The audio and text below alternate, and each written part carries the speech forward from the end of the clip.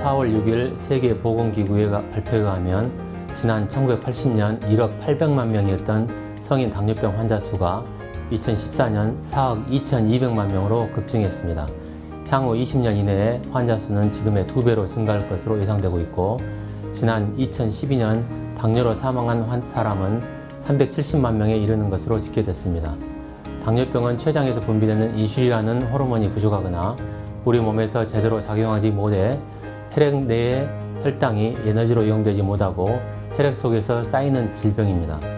우리 인체는 섭취한 포도당을 에너지로 쓰기 위해서 췌장에서 분비되는 인슐린이 반드시 필요한데 그 역할을 제대로 하지 못하면서 당뇨병이 발생하는 것입니다.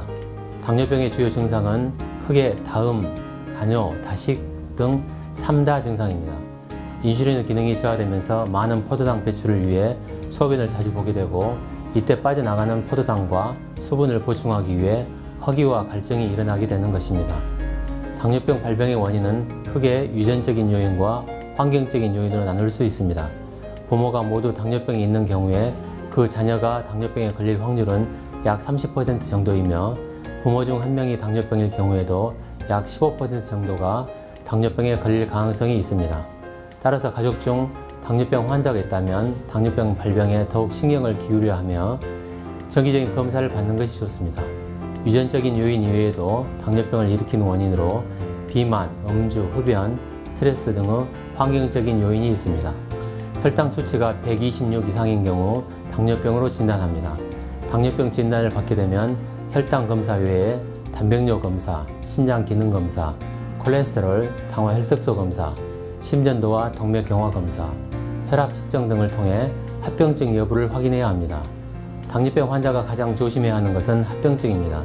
실명의 원인이 되는 당뇨병성 망막증이 발생하거나 신장의 기능 저하로 혈액 투석을 받게 될 수도 있습니다.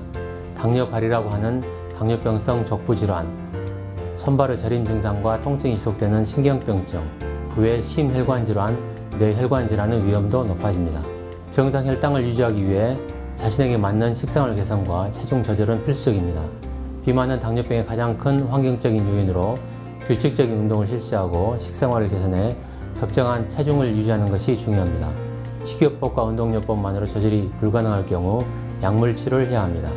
경구약제와 인슐린 주사가 사용되는데, 특히 일형 당뇨병은 반드시 인슐린 치료가 필요합니다.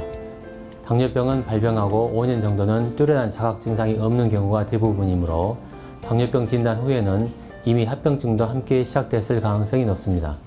따라서 가족력이 있거나 당뇨병 고위험군에 속한다면 당장 혈당 수치가 정상이라고 해도 3 내지 6개월마다 혈당 검사를 받아서 자신의 건강 상태를 확인해 주는 것이 좋습니다.